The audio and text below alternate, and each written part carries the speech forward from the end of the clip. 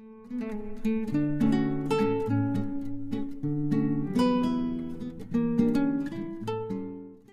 मैं एक मूवी के बारे में बताने जा रहा हूँ, जो तेरा है वो मेरा है। ये मूवी बहुत ही बेहतरीन ढंग से बनाई गई है। इसमें एक लालची व्यक्ति के बारे में बताया गया है, जो अपने पूरे जीवन में लालच के चक्कर अपना बेहतरीन अच्छा खासा जीवन बर्बाद कर देता है और लालच में फंस जाता है। चलिए स्टार्ट करते हैं, कैसी मूवी है। ये मूवी 1990 में स्टार्ट होती है। मुंबई में एक चाय पे ठेले पे बैठा होता है और वो देखता है कि घर से बॉल आती है और घर में बहुत आलीशान होता है। कोई जो घर होता है उसमें एक बच्चा रहता है, वो मस्त ऐशो आराम से जीवन अपना जीता है और उसके पिता क्रिकेट खिलाते हैं और आइसक्रीम डाल के शेक पिया करता है। बाहर पे फुटपाथ पे रहने वाला लड़का रहता है, वो उसी को गेट से झांक के देखता रहता है कि क्या हो रहा है अंदर। तो वो बच्चा पूछता है कि इसकी वैल्यू कितनी है इस घर की। वो वहाँ पे बैठा गार्ड हंसने लगता है। इस प्रकार से स्टार्ट होती है मूवी। ये उसके बचपन का होता है। फिर वो बड़ा हो जाता है। जब बड़ा होता है तभी वो गाड़ी से चला के जा रहा होता है। जब वो गाड़ी से चला के जा रहा होता है तभी वो ट्रैफिक में फंस जाता है और बच्चे स्कूल के लिए देर होते रहते हैं। वो परेशान हो जाता है और वो जाते जाते तभी अपने फ्रेंड जो महमूद भाई होते हैं उसको बताता है कि बोलते हैं, मितेश भाई, तुम जैसे वजह से ही देश आज बहुत अच्छी कंडीशन में पहुंच पाया है। और वो जल्दी से मेघमेता मंत्री की रैली होती वहाँ पे पहुँच जाता है। वहाँ पर जाता है और नेता से मिलने लगता है। तभी वहाँ सिक्योरिटी गार्ड उसके रोक लेते हैं। कहते कहाँ जा रहे हो? वो कहता है नेताजी से मिलने। तभी वहाँ पे व्यक्ति बोलता है कि आने दो मितेश भाई आइए। नेताजी के पास जाता है और गले में माला टांग देता है। और तभी बाहर जैसे रैली ख़त्म हो जाती है वैसे तुरंत बाहर आता है। एक तिवारी जी होते हैं, उनसे पैसे का हिसाब किताब करता है और अपनी फैमिली से मिलाता है और बोलता है कि नमस्ते बोलो अंकल को। उसके बाद कहता है चाहिए गाड़ी में बैठिए, मैं ज़रा अंकल से बात करके आता हूँ। तभी अंकल जी से पैसे बात करने लगता है और वो कमीशन अपना कुछ ले रहा होता है। तभी वो कहता है कि अरे इतना ही होता साहब, इसमें खर्चे बहुत आ जाते हैं, रोड कंस्ट्रक्शन का काम होता है। ये बात कहता है और ये प्रोसीजर पूरा चलता रहता है। तभी बात चल रही होती तभी वो कहता है, अरे मितेश भाई किसे फ़ोन कर रहे हैं? तुरंत देता था महमूद भाई। जैसे महमूद भाई का नाम सुनते ही वो डर जाता है और वो जो कॉन्ट्रैक्टर होता है तुरंत कहता है और पैसे ला के दो आके। अपने असिस्टेंट से बोलता है, तुरंत बोलता है कि जाओ पैसे लेके आओ, उसको दे देता है। तुरंत नितेश बोलता है कि भाई जो तुम्हें निवाला दे रहा है उस पर ये सब ना करो, नहीं तुम्हारे लिए अच्छा नहीं होगा। ये कह के चला जाता है। तभी जा रहा होगा उसे रास्ते में अपना जो एम होता है बचपन का, वो फ़ोटो खींचता है और बीच रास्ते में खड़े हो जाता है। तभी गाड़ी से आवाज़ आने लगी पीछे से। तुरंत गाड़ी बढ़ाता है, बोलता है क्या उड़ के चले जाएंगे। तभी वो आलीशान घर से बिल्डिंग जो होती हैं रास्तों में उनमें देखता है। वहीं पे जो उनके बच्चे होते हैं, उनके फ्रेंड होते हैं, जो निखिल नाम होता है बच्चे का, उससे लेने लिए चले जाते हैं और वो महमूद भाई जो होते हैं उन्हीं के बच्चे होते हैं। उसके बाद वो अब लेके बच्चों को स्कूल जाता है और रात जैसे होती वो अपने घर लेके जाता है। जब घर के लेके जाता है तभी देखता है कि वहाँ पार्किंग में कोई दूसरा व्यक्ति होता है, वो आके खड़ा कर देता है और वो पूरी तरह रात को फ्राइडे को बोलता है कि मैं नहीं निकलता हूँ और मैं पीता रहता हूँ। तभी वो पीता रहता है और कहता है लो हमारी गाड़ी लो, गाड़ी हटा के अपनी गाड़ी लगा दो वहाँ पे।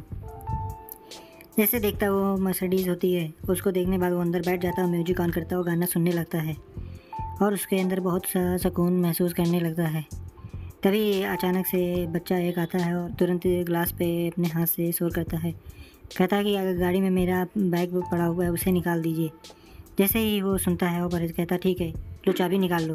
बच्चा कहता है स्वयं निकाल के दो आके। वो उसको नाराज़ हो जाते हैं और फिर वो बच्चा चला जाता है और फिर वो बैग निकाल के लेके ऊपर अपने घर जाते हैं।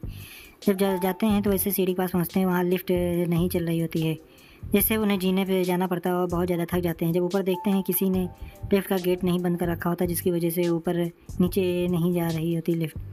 फिर वो घर के अंदर पहुँचते हैं। घर के अंदर पहुँचने के बाद वो देखते हैं कि बच्चे अपना गेम खेल रहे हैं और उसके बाद अंदर जाता है, गिलास से पानी ले लेता है। गिलास का पानी लेने के बाद वो आता है और जो पैसे लेके आता है वो अपने अलमारी के ऊपर रख देता है और फिर बैठ जाता है। जब बैठ जाता है फिर फ़ोन पे एक मैसेज आता है, कम माई होम। वैसे ही वो अपना देखता है कि उसकी गर्लफ्रेंड होती है, उसके पास मिलने के लिए वो मितेश निकल जाता है और वाइफ से बता देता है कि अकाउंटेंट का फ़ोन आया है इसीलिए जा रहा हूँ। जैसे अपने फ्रेंड के पास पहुँचता है वैसे वो चोरी से अंदर घुसने लगता है और जैसे ही पहुँचता है वैसे उसकी सोचता है कोई चोर आया है। उसकी गर्लफ्रेंड उसको झाड़ू से मारने के लिए निकल जाती है। जैसे निकलती है वैसे ही वो मितेश कहता है कि अरे मैं हूँ। तुरंत वो मारना बंद करती है और कहती चलो अंदर आओ। अंदर जाके वो लेट जाता है और अपनी फैमिली के बारे में बताने लगता है।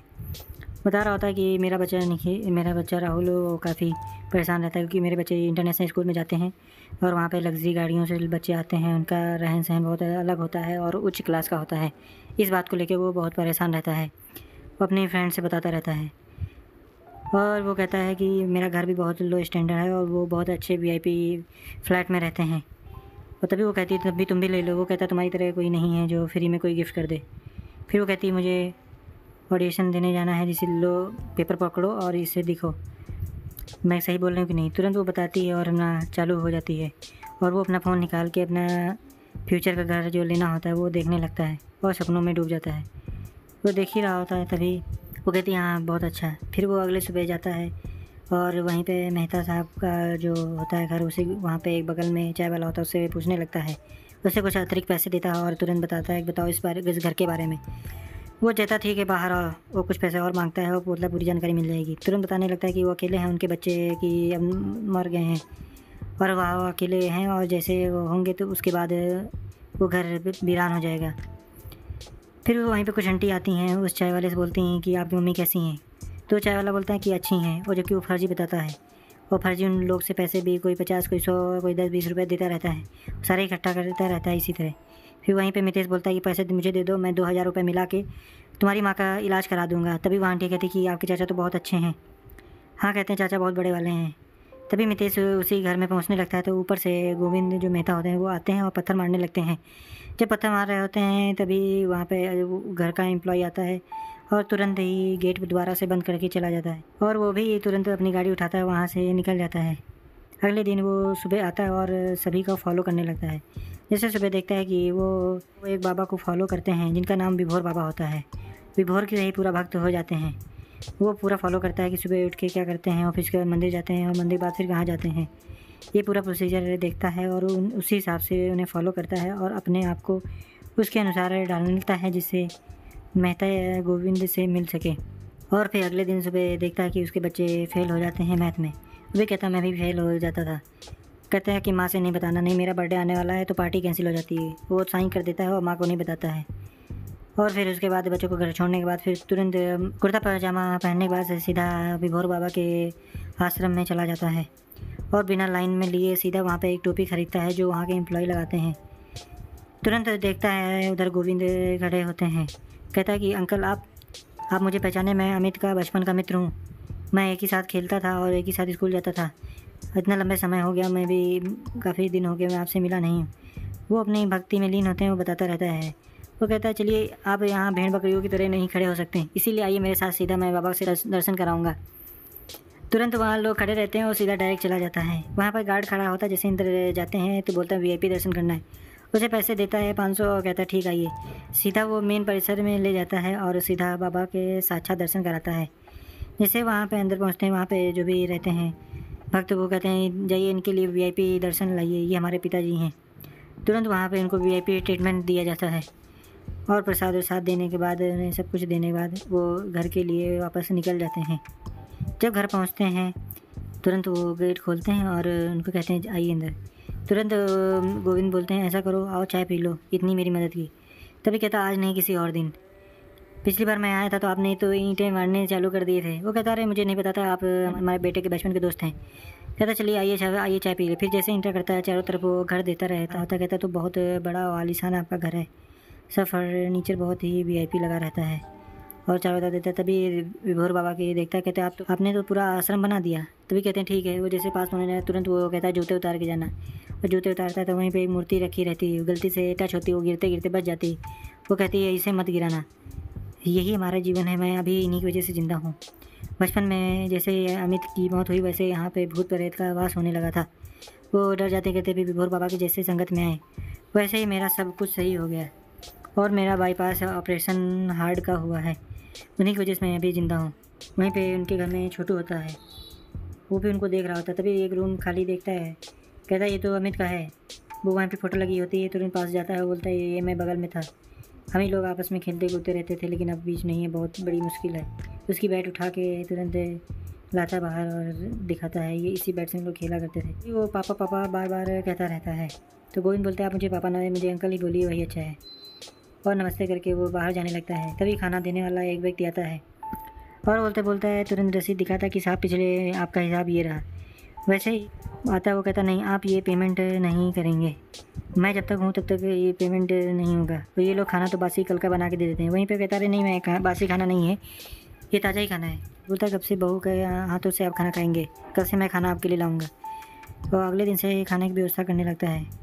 उसके बाद वो महमूद भाई के पास घर पहुंचता है। वो उनका घर बहुत ही लग्जरी रहता है और वो महमूद भाई वो टब में बैठे रहते हैं। जैसे पहुंचता है उनको अपने पैसे दे देने जाता है और बोलते हैं कैसे हो मितेश भाई। वो कहता बढ़िया है। वो उनको अल्कोहल देता है और तुरंत चेस करते हैं, कहते हैं और बताइए कैसे हैं। तभी मितेश बोलता है कि जो आपने बोला था शेर वो ऊपर नहीं उठ रहा है। वो कहते चिंता ना करो, अभी सीधा ऊपर ही जाएगा, बोर्ड मीटिंग हो रही है, जल्दी हम ऊपर ले जाने वाले हैं, ऐसा करो तुम और माल लगाओ। फिर वो बोलते हैं कि राजन भैया से बात करा दीजिए, अगर वो चाहेंगे तो। मैं ठीक है, कहता ठीक है मैं राजन को बोले दे रहा हूँ। राजन पैसा देने वाला होता है, वो ब्याज पे पैसा देता है। तुरंत उससे जाते हैं और 2 झोले भर भर के पैसे लेने पहुँच जाते हैं। राजन उन्हें दे देता है और तुरंत बैग ला के देता है और कहता है जैसे वो जाने लगते हैं तुरंत बोलता है कि ऐसा करिए आप फ़ोटो खिंचाइए। तो राजन वाला अपना झोला और जो पैसे झोला भर के देते हैं उसके साथ फ़ोटो खिंचा लेता है और बोलता है जल्दी पैसे मैं वापस कर दूंगा। मितेश बोलता है राजन से। राजन कहता है वो तो आप वापस कर ही देंगे, आप तो महमूद भाई के आए हैं तो आप जैसे आपके घर जैसे हैं। उसके बाद उसी झोले सही तो उसकी फ़ोटो खींचता है और स्माइल करिए, तुरंत स्माइल करते एक फ़ोटो खिंचा के चला जाता है। मितेश जाता है गोविंद को जो घर के मालिक होते हैं उनको लेके आश्रम पहुंचता है और आश्रम में जाके बाबा जी के भजन सुनाता है। फिर उनको नए चप्पल भी देता है और उनकी खातिरदारी बहुत अच्छी करता है। वो फल खिलाता है और नारियल का पानी पिलाता है रहता है। फिर तुरंत जैसे रात हो जाती है घर से डिनर के लिए अपना भोजन ले आता है। वहाँ पे छोटू जो नौकर होता है उसको पैसे देता है और गोल्डी मंगाता है। तभी बोलते हैं घर का खाना खा के मज़ा ही आ गया। कहते हैं जाइए आइसक्रीम लेके, फिर पैसे देता, फिर आइसक्रीम मंगाता है और उन्हें खिलाने के लिए दे देता है। कहते हैं वाह कितना अच्छा हलवा है आपने, बिल्कुल घर जैसा है। तुरंत बोलते हैं हलवा के साथ आइसक्रीम होती और मज़ा आता है। तभी वो कहता है कि ठीक वो आ रहे हैं बाद में खा लीजिए, तब तक ही खाइए। अगले दिन सुबह होती है, वो अपने घर में बच्चे का बर्थडे होता है, वहाँ पे फंक्शन की तैयारी हो रही होती है। तभी उसकी वाइफ बोलती है कहीं ऐसा ना हो कि आप आश्रम के चक्कर में बच्चे का बर्थडे ही भूल जाएं। तभी उनकी वाइफ बोलती है आज बर्थडे है और मैं स्नीकर लाई हूँ और मैं बोल दूँगी आप लाए हैं और ये आके गिफ्ट कर देना और जल्दी से आ जाना। रास्ते से वो बर्थडे केक ले आना, उसमें राहुल का नाम लिखा हुआ है और बोलती है कि मेरी माँ भी आ रही। तभी बोलता है कि अरे माँ को मत बुलाइएगा। कहती 2 दिन के लिए। बोले 2 दिन में क्या, वो एक ही दिन में आएंगी, हमारा तलाक करा देंगे। और फिर वो चला जाता है। तभी वो केक ला रहा होता है, गोविंद को साथ मिलता है और वो जा रहा होता है। उसी दिन बोलता है कि मैं वाइन ले आऊँ। तभी गोविंद बोलते हैं कि ठीक आज स्पोर्ट है तो चलो हम भी चलते हैं। फिर वो किसी कैफ़े जाते हैं, कैफ़े जहाँ पर आपस में बात कर रहे होते हैं। तभी वो बताने लगता है कि इतना बड़ा घर है, आपको डर नहीं लगता है। मितेश से ये बात गोविंद से बोलता है। वो कहता है आप तो रियल एस्टेट की तरह बात कर रहे हैं, मैं ये घर कभी जीवन में नहीं बेचूंगा। तभी वो उसके पास बैठता है और कहता है ऐसा है, आज से मैं आपका दूसरा लड़का हूँ। वो हाथ पकड़ लेता है और मीठी मीठी बातें करने लगता है। कहता है किसी भी ज़रूरत हो किसी भी टाइप की तो बहुत ही मैं आपकी मदद करूँगा। मेरे जानने में एक बुलेट फ्लाइट आपको वो दिला दूँ, वहीं पे रहिए और इस घर को बेच दीजिए, मस्त आप जीवन भर रहेंगे। वो फिर बोलते हैं कि नहीं मैं अपने जीवन भर ये घर नहीं बेचूंगा। वो कहता है कि मैं इसकी पूरी करूँगा, इस घर की जो भी डेकोरेशन होगा रिनोवेट होगा वो सारा खर्चा मैं उठाऊँगा। चलो कहते हैं ठीक है, मैं मरने के बाद सोचता हूँ तुम्हें ही दे दूँ। ये बात जैसे सुनता वो बहुत खुश हो जाता है। मितेश फिर से बोलता है कि आपने क्या बोला, दोबारा बोलिए। जैसे वो बोलते हैं कि मेरे मरने के बाद आप ही को दे देंगे, जाने लगते हैं। तभी गोविंद बोलते हैं कि गाड़ी में बैठो। कहता नहीं मैं फिर साधन से जाऊँगा, आप जाइए। और वो हाथ उठा के वो पैदल धीरे धीरे चले जाते हैं। तभी मितेश बहुत अधिक पी रखा होता है, तुरंत उसे उल्टी होता है और घर के लिए निकल जाता है गाड़ी से किसी तरीके से पहुंचता है। तभी वहाँ पुलिस खड़ी होती है। पुलिस हाथ उठाती है और बोलती है अपना नाम बोलो, तो वो नाम भी सही से नहीं बोल पाती है। तभी उसको तुरंत अरेस्ट करती हैं और अपनी पुलिस वैन से उठाते हैं ले जाते हैं। रास्ते में एक एटीएम होता है, वहाँ से कुछ पैसे निकाल के वो जो पुलिस वैन होती है उसको दे देती हैं और बोलती जाओ घर जाओ। तभी वो इतना नशे में होता है, उसी गाड़ी में ही बैठ रहता, कहता है घर मुझे छोड़ दो। तभी वो गाड़ी में ले जाके जाता है, उन्हें घर उसके छोड़ देते हैं और जो केक लाए होते हैं तभी उसे दे देते हैं। वहाँ पे जितने पुलिस वाले होते हैं वो आधा केक खा लेते हैं और आधा छोड़ देते हैं। और उसके बाद वो जैसे ही घर में जाने लगता है तो दूसरे घर में जाने लगता है। तभी वहाँ गार्ड बोलता है साहब आपका घर ही है। तुरंत वो अपने घर आते हैं। वहाँ पे जितने पार्टी होते हैं तो पार्टी मैन बोलते हैं, वहाँ सब निकल रहे होते हैं और उनको देख के हंसने लगते हैं और कहते हैं कैसे आदमी हैं। वहाँ जितने भी फंक्शन में आते हैं सब चले जाते हैं। तभी वो घर में इंटर करता है और वो अपनी वाइफ से कहने लगता है ये देखो केक, तुरंत उसकी सास भी रहती है। वो कहती कैसे कैसे हैं, इसे ऐसे ही लेकर आए थे, मैं इससे शादी मत करो। और वहाँ बच्चे काफ़ी नाराज़ होते हैं और अपना गिफ्ट उठा के फेंक के सब चले जाते हैं और सासू भी चली जाती हैं। तभी उनकी लड़की भी चली जाती है और उन्हें एक नींबू पानी दे के चली जाती है। फिर अगले दिन वो स्कूल जाता है, अपने बच्चे के लिए पेपर लीक कराने के बहाने वहाँ पे गार्ड से बात करता है। बोलता है कि 4th क्लास का पेपर लीक कौन कराता है? गार्ड बोलता है मितेश। बोलते हैं हम कराते हैं। उसके पैसे दे देता है और वो चला जाता है। फिर उसके बाद वो तुरंत गोविंद के घर पहुँचता है, जो उस हवेली के मालिक होते हैं। और वो तुरंत पहुँचता है, वो अपने साथ एलएलबी को ले जाते हैं। एलएलबी बोलते हैं कि ये सर विल है, आप भविष्य में जब आप नहीं रहेंगे तो उसके बाद ये घर इसको होगा, इसी ये एग्रीमेंट टाइप का है। गोविंद बोलता मैं तो रात में नशे में था, इसीलिए मैं ये एग्रीमेंट नहीं करूँगा। तुरंत पेपर हटा देते अपने पास। वो कहते हैं नो एग्रीमेंट नो खाना। तभी उसके बाद वो बार बार रिपीट करते हैं और तभी वो बार बार कहते हैं कि नहीं मैं नहीं करूँगा। फिर एक बार बोलते वो पढ़ने लगते हैं, कहते हैं मैं तो नींद में था इसीलिए मैं ये घर नहीं कर सकता। उसके बाद मितेश जाता है बाथरूम के अंदर और बाथरूम में बहुत ज़ोर से चिल्लाने जैसे लगता है, एक्टिंग करता है। तभी वो पैर दीवार में मारता है और उसका टाइल्स तोड़ देता है और वहाँ पे पानी वाला होता है उसको मारता है, उसको तोड़ देता है और लीकेज हो जाता है। जैसे लीकेज होता है गेट खोल के बाहर आता है, बोलता है कि पानी बह रहा है, इसको सही करा दीजिए। तुरंत गोविंद छोटू बोलते हैं कि प्लम्बर को फ़ोन करो, कह दो पानी सही करे आके। प्लम्बर को जैसे ही फ़ोन करते हैं वो बोलता है 1 घंटे बाद आएंगे। वहीं मितेश होता है और बोलता है कि बस 5 मिनट में आ रहा है। जैसे 5 मिनट आता है बोलता है कि 500 रुपये का खर्चा है। वो कहते हैं ठीक है आप पैसे दे दीजिए, मैं बाद में दे दूँगा। तभी मितेश दे देते हैं और पैसे, और तभी गोविंद बोलते हैं आपका बहुत बहुत धन्यवाद, मैं जल्दी आपके पैसे वापस कर दूँगा। फिर मितेश बोलता है कि ऐसा करिए आप पैसे मत दीजिएगा, ऐसा करिए घर हमारे जब आप नहीं रहेंगे तो मेरे नाम करा दीजिएगा, बाकी इस घर की पूरी रखवाली मैं करूँगा। वो कहते हैं चलो ठीक मैं आपको दे दूँगा, लेकिन इसका डेकोरेशन का, इसका सारा मेंटेनेंस, इसका रिनोवेशन सारा खर्चा आप उठाएंगे, तभी मैं ये एग्रीमेंट करूँगा। एलएलबी को बुलाते हैं, तुरंत एग्रीमेंट हो जाता है और ये हो जाता है। फिर उसके बाद वो अपने घर पहुँचता है, अपनी फैमिली को ये खुशी बताने लगता है। घर उसके बाद जाता है और वो अपने हवेली जो ले लेता है उसको देख पहुँचता है। वो देखता है वहाँ पे बहुत प्रीमियम क्वालिटी की पेंट हो रही होती है। तभी वहाँ पे बिल लेके खड़ा हो जाता है कि सर ये बिल लीजिए, उस पर साइन कर दीजिए। वो कहता है इतना फर्जी क्यों खर्चा कर डाला। तभी वहाँ पे जो पेंटर कराता है वो बोलता है कि साहब ने बोला था कि प्रीमियम क्वालिटी का ही यूज़ करिएगा। वो गोविंद बोलता है कि भविष्य में जब आपका घर होगा तो आपको दोबारा पेंट नहीं कराना पड़ेगा, इसलिए मैंने कहा था इससे। तुरंत वो साइन करता है और चला जाता है। अगले दिन जैसे ही सुबह होती है तुरंत गोविंद अपने फूल माला लेके बैठ जाते हैं और देखते हैं कि कोई नहीं आ रहा है, क्योंकि मितेश अपनी गर्लफ्रेंड साथ घूम रहा होता है। फिर वाइफ लेके वो भी घुमाने जाता है, यही सब कर रहा होता है और वो अकेले खड़े रहते हैं। गोविंद कोई लेने नहीं आ रहा होता है। मितेश अपने बॉस के महमूद भाई के घर पहुंचता है और वहाँ पर क्रिकेट हो रहा होता है, उसी को देख रहा होता है। तभी बोलते हैं अरे ये सब हमारे कंट्रोल में ही है, और बताते हैं अगली बार पे चौका लगे, जैसे बताने लगते वैसे होने लगता है। तुरंत वो जोश में आके तुरंत उस पर बेट करने लगता है। बोलता 2 पेटी लगा दो, अपने फ़ोन करके ये बताता है और सारी स्टोरी बताता है कि ऐसे ऐसे होगा और ऐसे ऐसे होगा। तभी उनके घर में जो हवेली मालिक होते हैं वो देखते हैं कि उनके घर में 2 दिन से खाना नहीं आया है और वो काफ़ी स्ट्रेस हो जाते हैं। तुरंत बोलते हैं हम कुछ करते हैं। गोविंद अपने घर की लाइट काट देते हैं और मितेश को फ़ोन करते हैं कि देखो लाइट नहीं आ रही है। तभी मितेश इधर अपने महमूद सर के साथ मज़े कर रहा होता है और बच्चे भी वहाँ खेल होते हैं। वाइफ उनकी एक्सरसाइज की प्रैक्टिस कर रही होती हैं। तभी बोलते हैं अचानक फ़ोन आया, मुझे जाना होगा। तभी बोलते ठीक आप जाइए, हम बच्चों को आपके छोड़वा दूँगा। महमूद भाई बोलते हैं वैसे वो बारिश में सीधा हवेली पे गोविंद के घर पहुँच जाते हैं।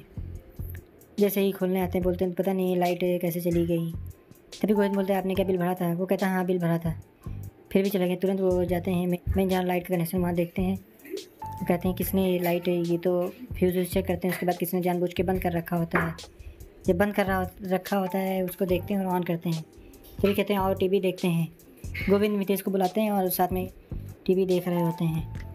और फिर जैसे ही छक्का चौका लगने लगता है उसके बाद वो बोलते हैं अगली बार पे नो बॉल होगा। ये सारी चीज़ें अब मितेश गोविंद से बताते हैं और तुरंत वहाँ भी काफ़ी पैसा लगाने लगते हैं। और लास्ट मोमेंट पे आता है कि इस बार 6 पड़ेगा और मैच जीत जाएंगे। तभी वो 6 पड़ता है लेकिन फिर भी 1 रन से हार जाते हैं, काफ़ी डिप्रेशन में आ जाते हैं। तभी गोविंद बोलते हैं कितना हारे, वो बताता नहीं और उठ के चल देता है। तभी बोलते हैं आके डिनर कर लो। कहता नहीं मैं कोई छोटू नहीं, इस तरह मुझे इन बातों में मत बुलाया करो। वो वैसे भी ये सब कांटेक्ट में नहीं हुआ है। ये कह के चले जाते हैं और वैसे गोविंद काफ़ी सोचते हैं कि गलत डिसीजन हो गया। अपने घर पहुंचता है और खाना खाने लगता है। और तुरंत वाइफ आती हैं तो अपने ड्रीम जो होते हैं आगे घर के वो बताने लगती है ये करेंगे वो करेंगे।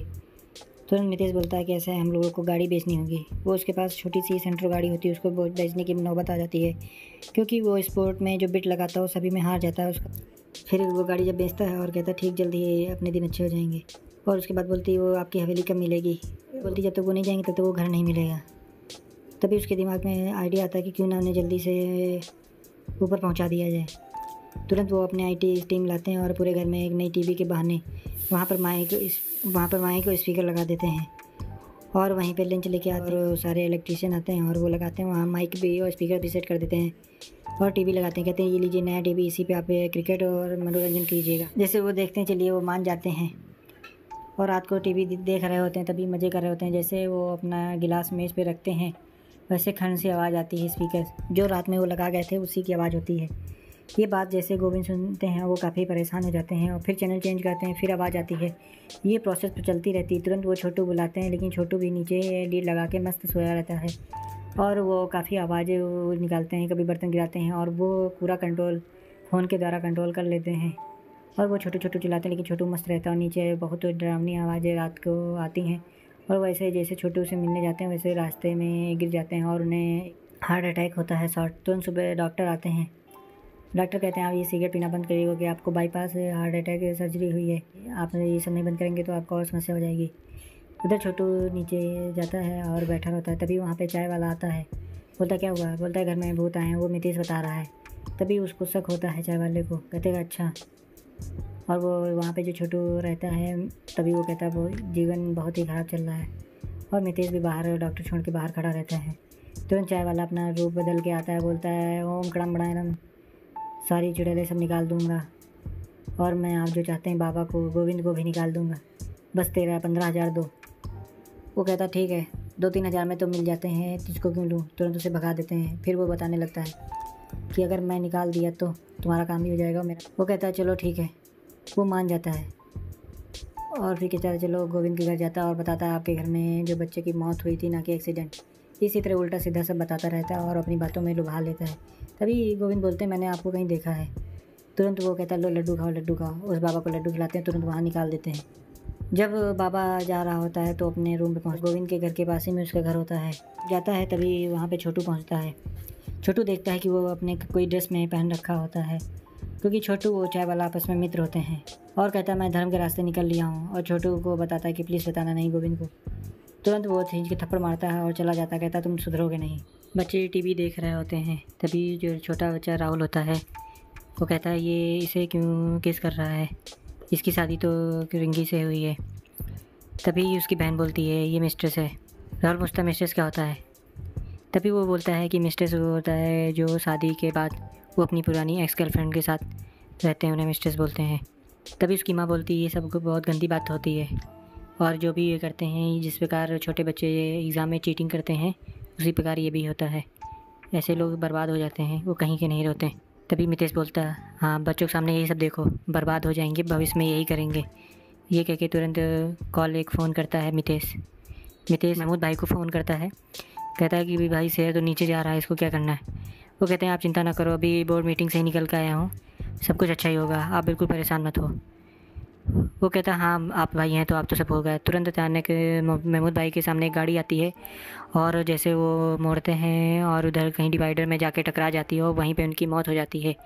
अगले दिन ही उनका अंतिम संस्कार हो जाता है और वहीं पे मितेश पहुंच जाते हैं। मितेश अपना वहाँ पे जितने भी लोग रहते हैं उनको अपना कार्ड देता है, बोलता है सोशल वर्क मैं करता हूँ। तभी वहाँ जितने खड़े होते हैं बोलते हैं मैं परिवार का नहीं हूँ। वो वहाँ सभी लोग बात करते बहुत अच्छे आदमी थे ये थे और उस वहीं शहर के बारे में बताते हैं और उसमें मैंने लगाया था वो सब अभी नीचे गिर रहा है। तभी लोग आपस में देखते हूँ कैसे ऐसे हिलाते हैं, लेकिन वो समझ जाते हैं कि वो एक फ्रॉड था और वो उसी में फंस जाता है और वो शेयर गिरता जाता है, उसका पूरा पैसा डूब जाता है। जैसे ही अंतिम संस्कार से बाहर निकलते हैं तभी राजन आता है और अपने साथ गुंडों को लेके आता है। वो बोलता है कि तुम्हें तो सुबह गुड मॉर्निंग गुड आफ्टरनून भेज रहा हूँ, कोई रिप्लाई क्यों नहीं करते, और रिप्लाई तो भैया कर दिया करो। ये बात मितेश से कहता है।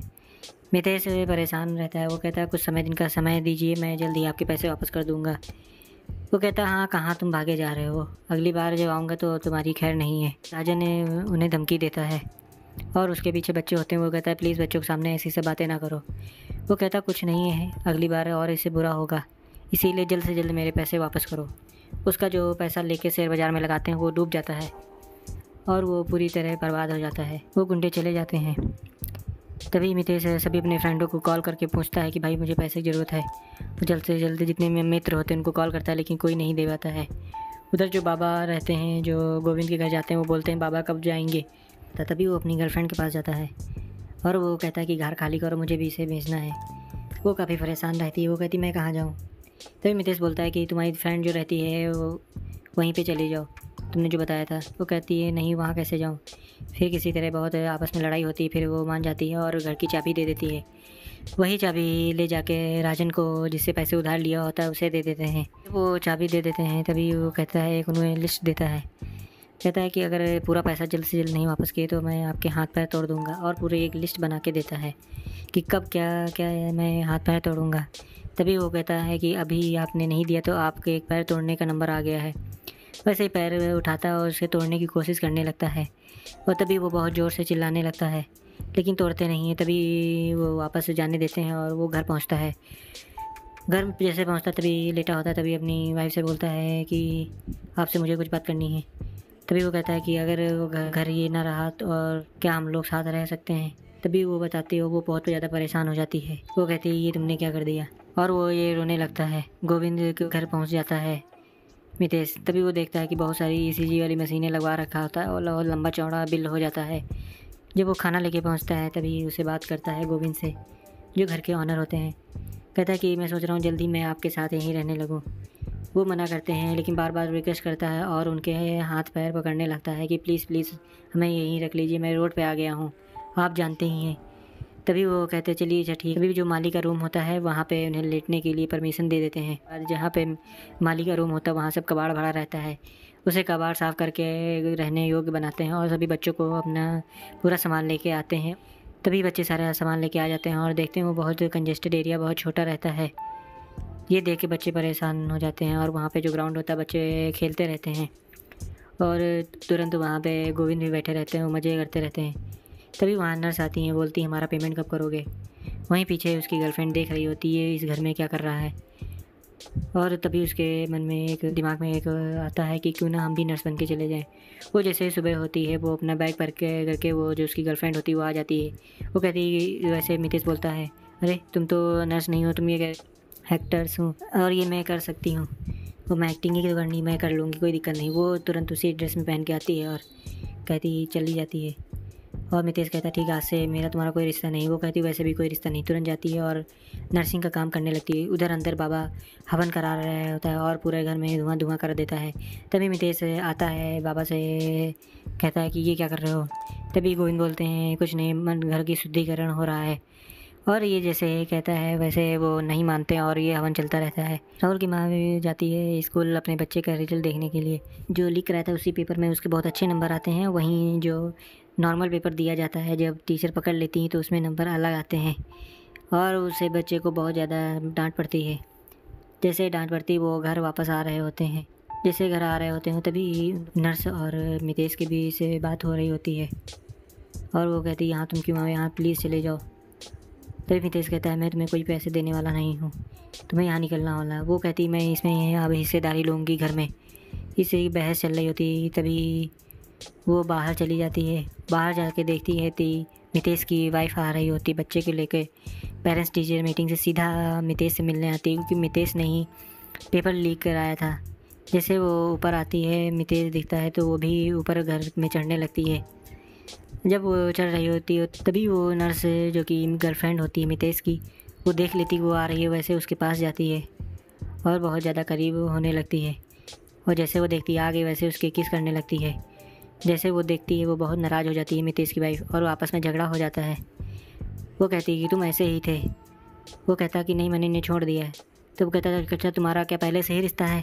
ये जैसे जानती और तुरंत कहती मैं यही गलत थी जो तुम्हारे साथ शादी किया, और वो छोड़ के जाने लगती है। बच्चों का सामान पैक कराती कहती चलो। तभी ये बच्चे देखती है और वो कहती है जैसे तुम फ्रॉड हो वैसे अपने बच्चों को फ्रॉड कर दो, उसको चीटिंग कराने की कोशिश किया तुमने सभी बच्चों से। कहती हैं पैक करो, मैं हम लोग यहाँ निकल रहे हैं। जैसे वो निकलने लगते हैं तुरंत वो कहता है कि रुक जाओ, मैं टैक्सी बुला देती हूँ। तभी वो कहती है तुम अच्छे हस्बैंड हो, जो बीबी जा रही हो उसके लिए तुम वो करा रहे हो। ये बात सुन के बहुत ज़्यादा वो परेशान हो जाता है। मितेश सुरंदर के पास जाता है, कहता है कि तुम फ्रॉड हो। और तभी वो गोविंद के सामने, तभी वहाँ पे बाबा आ जाता है, बोलता है ये भी फ्रॉड है और मैं ही लेके आया था। तभी वो गोविंद और आश्चर्य हो जाते हैं, ये तो पूरा फ्रॉड का क्लब ही चल रहा है यहाँ पे। और तभी वो गोविंद उसी मितेश से बोलते हैं कि तुम खुद ही एक फ्रॉड हो जो सारा ये करके लाए हो। ये बात कहते हैं तुरंत गोविंद कहते हैं तुम तुरंत इस घर से निकल जाओ, ये तो फ्रॉड हैं लेकिन हमारी मदद कर रहे हैं, तुम तो बहुत बड़े वाले फ्रॉड। और उसे वहाँ से निकाल दिया जाता है। निकालने के बाद सीधा वो अपनी बीवी के पास, बीवी उसकी अपनी मम्मी के पास चली जाती है। जब अपनी वाइफ से मिलने जाता है वो कहता है माफ़ कर दो, मुझे गलती हो गई। वो कहती है तुम बहुत बड़े वाले सेल्फिश हो, तुमने जो किया है ये हमारी फैमिली को तबाह कर दिया। वो कहता है कि मैं सब अपनी फैमिली के लिए कर रहा था। तभी वो कहती नहीं, तुम अपने लिए कर रहे थे और ये इतनी शोहरत मुझे नहीं चाहिए थी, मैं ऐसे नॉर्मल अच्छा रह रही थी, तुमने भी फर्जी लालच किया और ये सब फंस गए। वो कहता है कि घर मैं तो आप ही के लोगों के लिए ले रहा था। वो कहती है कि नहीं, मुझे इतना बड़ा घर नहीं चाहिए था, क्योंकि तुम्हारा सपनों का घर था और तुम बचपन से चाहते थे, इसीलिए ये सब किए और पूरी घर को तुमने दिवालिया कर दिया। तभी लगा, तभी उसके बच्चे आते हैं और उसके गले मिल जाते हैं। वो कहते हैं पापा कहाँ जा रहे हैं। छोटा राहुल तो पापा से प्यार करता है और जैसे जाने लगता है वो तुरंत उसकी बहन आ जाती है। वो कहती है आप ही की वजह सब हुआ है, इसीलिए आप ही सब सही करिए। उसके बाद वो चला जाता है और गोविंद के घर जाता है और अपना पूरा बैग पैक करता है। और तभी वहाँ पे जो उसका चाय वाला होता है जो बाबा बन जाता है, उससे बहस होने लगती है। उससे वो कहता है कि जल्द ही ये हम लोग इसके ऑनर हो जाएंगे और यहाँ आश्रम बन जाएगा, तुम्हारा कुछ नहीं होगा। वो कहता है तुम बेटा निकल जाओगे। वो कहता है कि धर्म के नाम पे सब कुछ होता है और धर्म के द्वारा ही हम इसको ले लेंगे। तभी वो वहाँ पे उसको मारने लगता है। सभी सब जितने भी संत होते हैं वो सब आते हैं और उसे लात मार के बाहर निकाल देते हैं और उसका बैग बाहर फेंक देते हैं, तुरंत निकल जाता है। वहाँ से निकलने के बाद सीधा वो राजन के घर जाता है। जब राजन के घर जाता है बोलता है मुझे जहर की गोली दो। तभी राजन कहता है कि जहर भाई क्या करना चाहते हो। वो कहता है मुझे चाहिए, उससे आपको मतलब नहीं होना चाहिए। तुरंत वो पैसे देता है और जहर की गोली दे देता है। वो जहर की गोली ले जाके रात को होते ही वो हवेली होती है उसके बाहर इंतज़ार करता है। रात होने के बाद चुपचाप जब सब लोग सो जाते हैं तो उसके घर में जाता है।